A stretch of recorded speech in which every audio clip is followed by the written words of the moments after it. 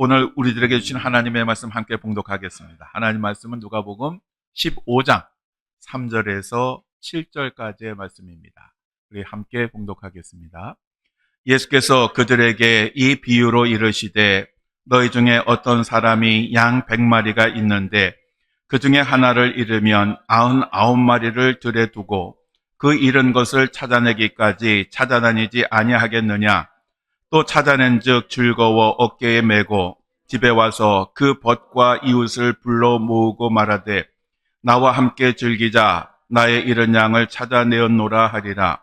내가 너희에게 이르노니 이와 같이 죄인 한 사람이 회개하면 하늘에서는 회개할 것 없는 의인 99으로 말미암아 기뻐하는 것보다 더하리라. 아멘. 자리에 앉아 주십시오. 오늘은 본문 말씀을 가지고 잃은 양을 찾아서라는 제목으로 함께 말씀을 나누겠습니다. 요즘 명절이 되어서 모든 가족들이 모이면 젊은 사람들이 어른들에게서 제일 듣기 싫어하는 말이 너 언제 결혼하냐라고 하는 그런 말이랍니다. 그래서 요즘 애들은 그렇게 그 랭킹이 있대요. 랭킹에 따라서 벌금을 매긴다네요. 그래서 제일 듣기 싫은 말을 하면 얼마나 그러더라. 30만 원인가? 뭐 그렇답니다. 지들끼리 이렇게 매겼대요. 그래서 조심해야 되는데요. 예전에 그 박근혜 대통령이 대통령 그 재직 시절에 어떤 젊은이가 명절에 이제 갔는데 어떤 어른이 이 말을 하시죠. 뭐라 그러냐면 대통령도 결혼하지 않았는데 결혼을 강요하지 마세요 라고 얘기를 했답니다. 그랬더니 그 어른이 얘기 들어보니까 그것도 맞긴 맞네. 그래, 결혼하지 마. 그 대신에 너도 대통령이나 해라 라고 얘기를 했다는 겁니다.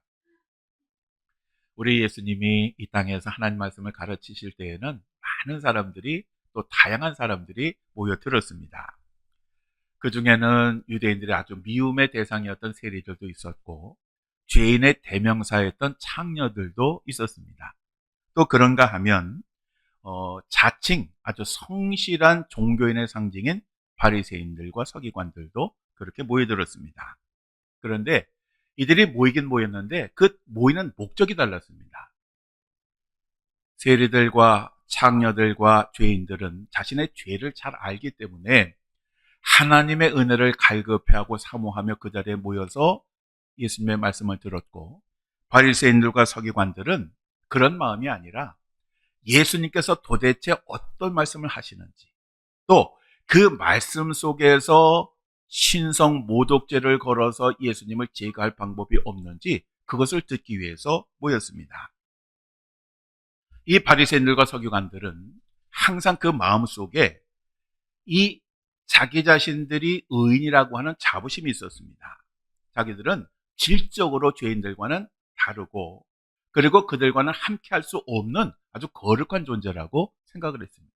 그래서 그들은 항상 죄인을 멀리했고 죄인을 정죄했고 그리고 죄인들을 비판했을 뿐만 아니라 저것들은 반드시 하나님의 정의 심판을 받아야 된다라고 그렇게 생각을 했습니다. 그래서 그런 눈을 가지고 있었기 때문에 예수님께서 그 죄인들의 병을 고치시고 그 죄인들과 함께 식사도 하시고 함께 대화도 하시고 그리고 함께 주무시는 것을 도저히 이해할 수도 없었고 용납할 수도 없었습니다. 그래서 그들은 그것 때문에 예수님을 더 미워했습니다. 만일에 예수님께서 그들이 생각하는 것처럼 죄인들을 멀리했다면, 만약에 예수님이 죄인들과 함께하지 않았다면 아마 바리새인들과 서기관들은 예수님에 대해서 다른 생각을 가졌을지도 모릅니다. 오늘 본문 말씀은 바로 이러한 것을 배경으로 하고 있습니다. 즉 바리새인들과 서기관들이 예수님이 죄인들과 함께 하시는 모습을 보고 이 사람이 죄인을 영접하고 음식을 함께 먹는다라고 마음에 생각을 했습니다. 예수님은 그들의 마음을 잘 아시지요. 그래서 그들의 이러한 마음을 보시고 세 가지 비유를 말씀하셨는데, 하나가 잃은 양의 비유, 그 다음은 잃은 드라크마의 비유, 그리고 탕자의 비유였습니다. 예수님은 이 세 가지 비유를 통해서 왜 예수님이 이 세상에 오셔야 했고 또 오셨는지를 분명하게 밝히셨습니다. 유대인들에게 있어서 목양이라고 하는 것은 아주 중요한 산업 가운데 하나입니다. 그런데 그들의 목초지는 여러분들이 지금 그림에서 보시는 것처럼 주로 팔레스타인 남북을 가로지르는 고지대에 있습니다. 근데 이 고지대는 넓은 땅이 그렇게 없습니다. 그리고 낭떠러지도 많습니다. 그러니까 양들을 돌보긴 해야 되는데 사실 그 목초지가 굉장히 위험한 그러한 곳에 있습니다. 따라서 시력이 좋지 않고 생각이 짧고 방어무기도 없는 그 양들의 생존은 전적으로 목자의 손에 달려 있었습니다. 오늘 우리들은 이것을 염두에 두고 오늘 본문 말씀을 이해를 해야 됩니다. 사람들은 대부분 다 부인하지만 우리 모두는 잃어버린 양과 같은 그러한 존재들입니다. 아니라고요? 자, 성경에 우리가 어떤 존재인가를 분명하게 말씀하고 있습니다. 우리 성경 몇 구절 읽겠습니다. 이사야 53장 8절입니다. 우리는 다 양 같아서 그릇 행하여 각기 제 길로 갔거늘 여호와께서는 우리 모두의 죄악을 그에게 담당시키셨도다. 아멘. 다 양 같아서 각기 제 길로 갔거늘. 이게 무슨 말입니까? 길을 잃은 양이라고 하는 그런 뜻입니다. 자, 그 다음 베드로전서 2장 25절입니다. 너희가 전에는 양과 같이 길을 잃었더니, 아멘. 우리는 양과 같이 길을 잃은 양과 같다라고 하는 그런 말씀입니다. 또 마가복음 9장 36절입니다. 무리를 보시고 불쌍히 여기시니 이는 그들이 목자 없는 양과 같이 고생하며 기진함이라. 아멘.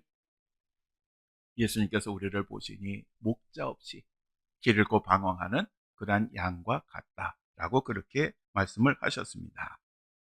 이처럼 성경은 우리 모두가 분명히 잃어버린 양이라고 말씀을 하고 있습니다. 근데 가만히 보면 실제로 우리들은 이 길 잃은 양과 같은 점이 너무너무 많습니다. 예를 들면 첫째로 우리는 굉장히 똑똑하다고 자부하지만 우리는 한 치 앞도 내다보지는 양과 같습니다. 여러 해 전에 제가 부모님을 뵈러 원주에 이렇게 가다가 고속도로에서 차가 섰습니다. 상태가 심각해서 그 차를 견인차로 원주까지 끌고 가서 바로 그 자리를 폐차를 시킬 정도였습니다. 왜냐하면 그 기름 탱크에 쇳가루가 들어가가지고 이제 더 이상 어떻게 방법이 없었던 겁니다. 그런데 정말 그때 아쉬웠던 게 뭐냐 하면 그때 가기 3일 전에 20만 원 넘게 돈을 들여서 차를 고쳤다는 겁니다. 그래서 카드를 긁고 그 돈이 통장에서 나가기 전에 차를 폐차시킨 겁니다. 만약에 3일 뒤에 차가 이렇게 될 줄 알았다면 제가 돈 들여 차를 고쳤겠습니까? 그때 그 경험을 역시 인간은 한 치 앞도 내다보지 못하는 존재구나 라고 하는 것을 경험을 했습니다. 둘째로 우리는 바쁜 생활 때문에 자신이 어디에 있는지 어디로 가는지 알지 못합니다. 그냥 정신없이 그냥 길 잃은 양과 같이 그냥 눈앞에 있는 것을 바라보면서 살아가는 그런 존재들입니다. 세 번째로 우리는 하나님이 우리를 지켜주시고 돌봐주심에도 불구하고 세상에 빠져서 하나님의 음성 듣기를 거절하고 자신들의 뜻과 생각대로 행동을 한다는 것입니다. 우리가 가장 안전한 것은 전능하신 하나님 품 안에 있는 것입니다. 양이 목자 안에 있는 것과 같습니다. 그런데 우리들은 그게 싫습니다. 간섭하는 것 싫고 잔소리하는 것 싫고 율법에 얽매이는 것도 싫고 그냥 내가 하고 싶을 때 내가 원하는 일을 하고 싶어하는 것이 인간의 본성이고 우리들은 그렇게 합니다. 마치 목자의 음성보다는 내가 하고 싶은 것대로 하다가 길을 잃는 양과 똑같은 존재입니다. 네 번째로 우리는 마귀와 싸워 이길 능력이 없습니다. 우리가 예수님을 믿은 이후로 우리들은 죽을 때까지 영적인 싸움을 해야 됩니다. 그런데 영적인 싸움을 하려면 우리들에게 무기가 있어야 되는데 무기가 사실은 하나도 없습니다. 우리가 사탄을 어떻게 이길 수 있습니까? 성령의 능력으로만 이길 수 있는데 우리에게는 성령의 능력이 없습니다. 그럼에도 불구하고 우리들은 스스로 방어할 수 있다고 생각을 합니다. 즉 우리들은 길 잃은 양임에도 불구하고 나는 그런 거 아니야. 그리고 나는 인생의 길을 잃을지라도 얼마든지 잘 찾아갈 수 있어. 나는 신앙생활 열심히 해. 말씀 열심히 들어. 그러니 나는 길 잃은 양이 아니라 집에 돌아온 양이야. 라고 그렇게 생각을 한다는 것입니다. 문제는 우리가 그렇게 생각하는 그 순간부터 예수님의 말씀을 청종하지 않습니다. 듣기는 듣지요. 듣기는 듣지만 그 말씀을 내게 해주시는 생명의 말씀으로는 심각하게 생각하지 않습니다. 왜?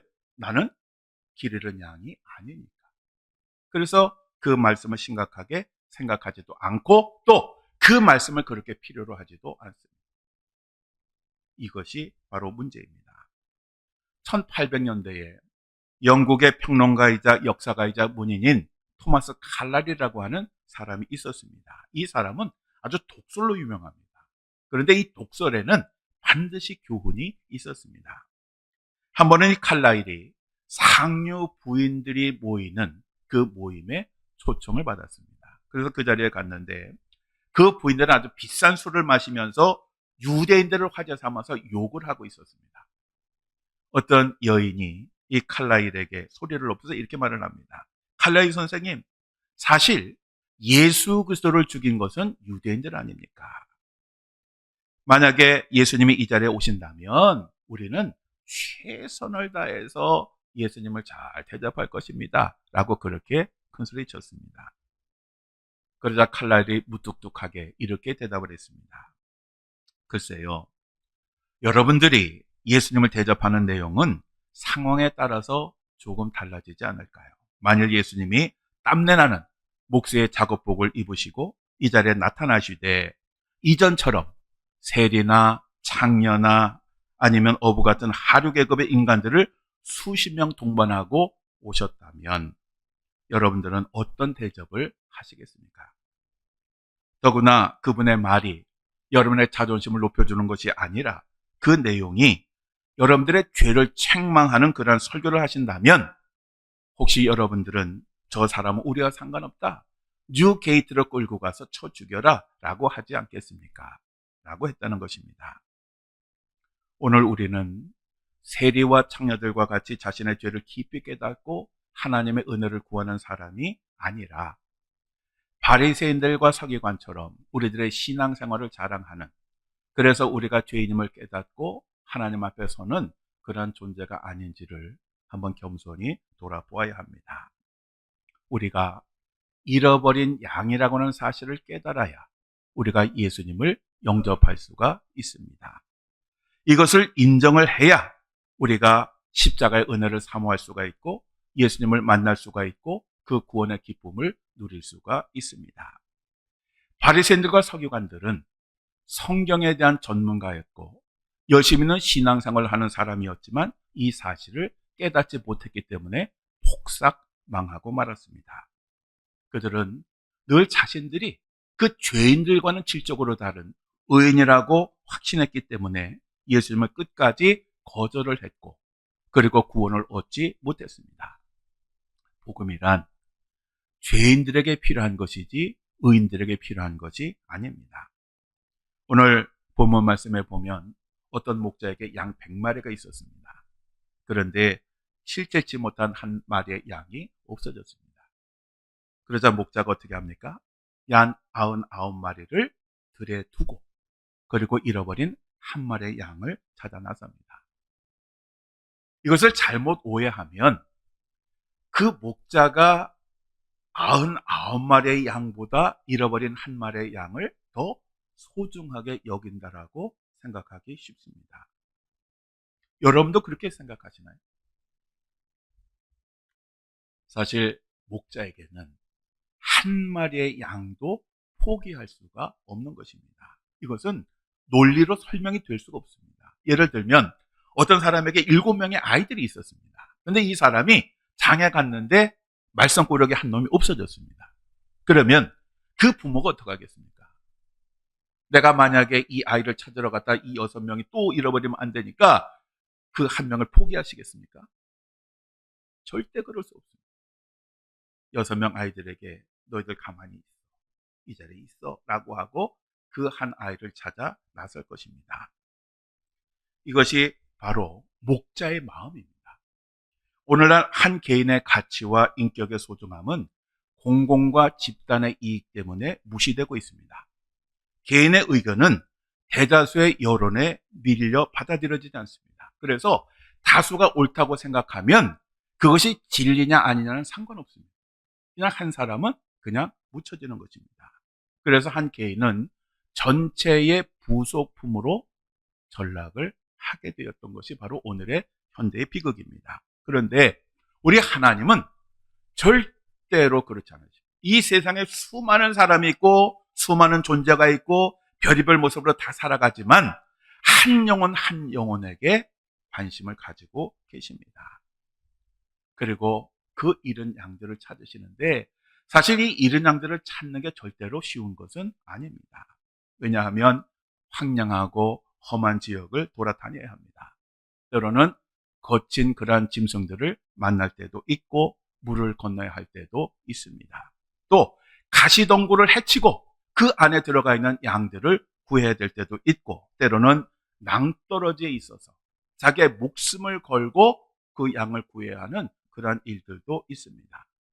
그렇지만 목자는 그 양을 찾을 때까지 포기하지 않습니다. 오늘 본문 4절에 보면 찾아내기까지 찾아다닌다라고 말씀을 합니다. 이 말은 어떤 장애, 어떤 위험, 아무리 피곤하고 힘들다 할지라도 그 양을 찾을 때까지 찾는다라고 하는 그런 의미입니다. 이어서 이런 드라크마의 비유의 그 비유를 말씀을 보면 찾아내기까지 부지런히 찾지 아니하겠느냐라고 그렇게 말씀하십니다. 우리 예수님이 이 땅에 오신 것은 잃은 양을 찾기 위해서 오신 것입니다. 그런데 예수님의 그 33년의 짧은 삶이라고 하는 것이 얼마나 고난과 고통의 삶이었는지 모릅니다. 예수님은 이 땅에 나실 때에 마땅한 자리가 없어서 냄새나고 더러운 마국간에서 태어나셨습니다. 또 헤롯 왕이 새로운 왕이 태어났다고 하니까 2살 아래 사내를 다 죽이라고 해서 할 수 없이 애굽으로 도망을 가야 했습니다. 우리 예수님은 사람들을 정말 사랑하셨지만 그 사람들에 의해서 배신을 당하셨고 그들에 의해서 십자가에 못 박혀 죽음을 당하셨습니다. 예수님은 땀과 눈물과 마지막 피 한 방울까지 그 죄인들을 위해서 쏟으셨습니다. 바로 이것이 잃은 양을 구원하러 오신 예수님의 삶이었습니다. 잃은 양들을 찾기 위해서 얼마나 예수님께서 몸부림치셨는지 얼마나 어려움을 당하셨는지 우리들은 기억을 해야 됩니다. 그럼에도 불구하고 예수님은 잃은 양 찾기를 포기하지 않으셨습니다. 그리고 모든 대가를 지불하셨습니다. 그런데 우리가 정말 잊지 말아야 될 것이 있습니다. 그것은 양이 목자를 찾는 것이 아니라 목자가 양을 찾는다라고 하는 것입니다. 즉 우리가 스스로 하나님을 찾은 것이 아니라 하나님이 우리를 먼저 찾아오셨다라고 하는 사실입니다. 내가 하나님께 먼저 간 것이 아닙니다. 하나님이 먼저 우리에게 오셨습니다. 그리고 우리들에게 구원의 은혜를 베풀어 주신 것입니다. 이 세상의 다른 종교들은 스스로 신을 찾아갑니다. 그래서 사람들은 고행도 하고 명상도 하고 도도 닦고 선도 행합니다. 그렇지만 기독교는 완전히 반대입니다. 하나님이 한없는 사랑을 가지고 잃은 양들을 구원하시기 위해서 이 세상에 오셨습니다. 우리가 하나님을 먼저 사랑한 것이 아니라 하나님이 우리를 너무 사랑하셔서 그래서 독생자 예수 그리스도를 이 땅에 보내신 것입니다. 바로 여기에 한없는 하나님의 사랑과 은혜가 있습니다. 내가 하나님께로 갔다라고 생각하는 사람, 내가 하나님을 선택했다고 생각하는 사람들은 그 교만함 때문에 하나님의 사랑과 은혜를 제대로 체험할 수도 없고 받아들일 수도 없습니다. 그러나 모든 것이 하나님께서 먼저 하시고 하나님께서 값비싼 대가를 지불하시고 우리에게 오셨다고 하는 사실을 안다면 우리는 오직 감사할 수밖에 없는 것입니다. 여러분, 우리가 어린아이하고 길을 걸어갈 때에 어린아이들이 어른의 손을 잡는 게 안전하겠습니까? 아니면 어른이 아이의 손을 잡는 게 안전하겠습니까? 답은 아주 쉽습니다. 어린아이가 어른의 손을 잡으면 처음에는 괜찮아요. 근데 시간이 점점 지나면 힘이 딸립니다. 그래서 결국 손을 놓치게 됩니다.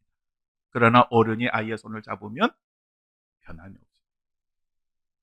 우리가 하나님의 손을 잡는 것과 하나님이 우리의 손을 잡아주신 것은 다릅니다.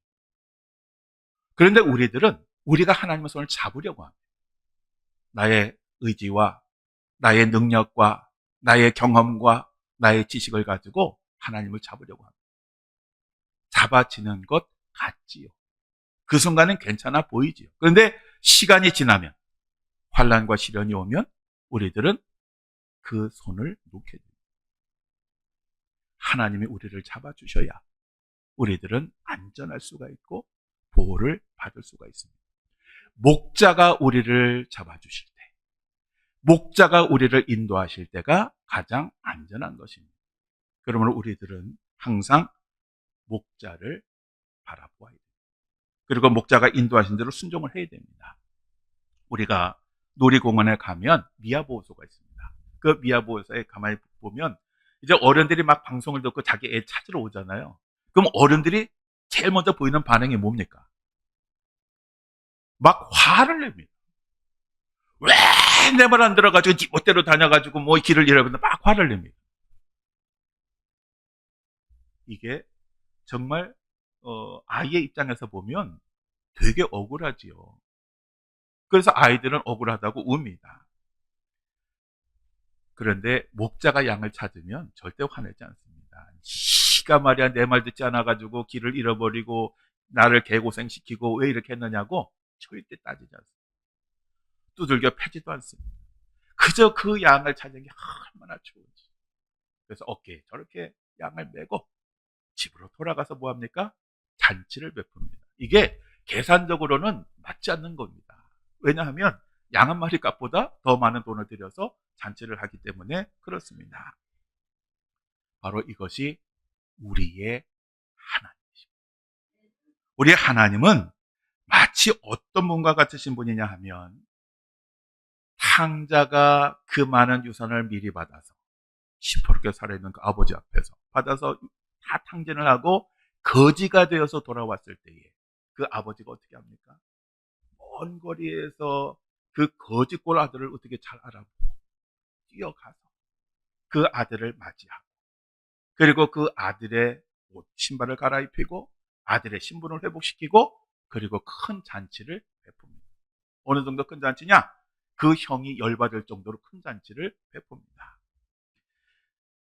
그 아버지가 그 탕자에게 있는 시키가 말이야 부모 살아있는데 그 유산 받았으면 잘 먹고 잘 살 것이지 왜 가서 탕진을 했느냐고 따지지 않습니다.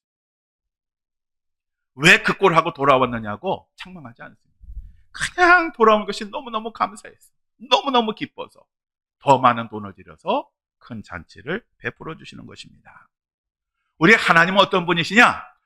회개할 것 없는 99의 사람보다 자기의 죄를 깨닫고 회개하고 돌아오는 그 한 사람을 너무 기뻐하십니다. 그리고 그렇게 사람이 돌아오면 책망하지 않으시고 큰 잔치를 베푸시고 환영을 해주시는 분이십니다. 본문 7절에 회개할 것이 없는 의인 이렇게 표현을 하는데 바로 이것은 구체적으로 스스로 의인이라고 주장하는 바리새인들과 서기관 사람. 오늘 이 시대를 살면서 교회를 출입하면서 나는 그렇게 예수님께서 저주의 십자가에 죽으셔야 할 만큼 그렇게 큰 죄는 아니에요. 내가 좀 작은 죄가 있는 건 내가 인정하지만 예수님이 대신해서 죽으셔야 할 만큼 나는 큰 죄인이 아니라고 생각하는 사람들을 가리키는 것입니다. 이 교회 안에는요, 다양한 사람들이 있습니다. 자신의 죄를 깨닫고 그냥 예수님을 생각하면 눈물이 나고 하나님의 말씀을 들으면 그렇게 내 죄가 생각나서 슬퍼하는 그런 사람이 있는가 하면 그런 말씀을 들어도 그러려니 저 말씀은 김 집사가 들어야지. 그래, 아유 저건 장로가 들어야 될 얘기 아니야? 저 목사 지가 똑바로 하지. 이런 사람들도 있습니다. 그 사람들이 다 같이 한 자리에 모여서 예배도 드리고 함께 신앙생활을 하고 있습니다. 그렇다면 하나님의 입장에서 본다면 어떤 사람을 기뻐하실까요? 어떤 사람이 살아계신 하나님을 만나고 어떤 사람이 주님의 놀라운 은혜를 경험하게 될까요? 우리가 이 땅에 오신 예수님을 진정으로 영접하려면 우리가 어떤 마음의 자세를 가져야 할까요? 스스로 의인이라고 생각하는 사람에게는 예수님이 절대로 오지 않습니다. 예수님이 들어올 마음의 여지가 없습니다. 그러니까 예수님은 그 사람 문 밖에서 그 사람이 마음을 열어주시기를, 자기의 죄를 깨닫고 주님, 제 마음에 들어오세요. 저의 죄를 용서해 주세요. 주님만이 나를 구원하실 수 있는 분입니다. 라고 그런 마음을 가지고 그 마음을 열 때까지 밖에서 그냥 기다리고 계시는 것입니다. 우리가 이 땅에 오신 예수님을 영접하려면 내가 잃어버린 양입니다. 주님만이 나의 목자가 되시고 주님만이 나의 구원자가 되시고 내가 주님 안에 있을 때 가장 평안하고 가장 안전하다고 고백하는 그 사람의 마음속에 들어오셔서 영원히 그와 함께 거주하시게 됩니다. 그렇다면 오늘 이 강림절을 보내는 여러분들에게 예수님은 어디에 계신 분이십니까?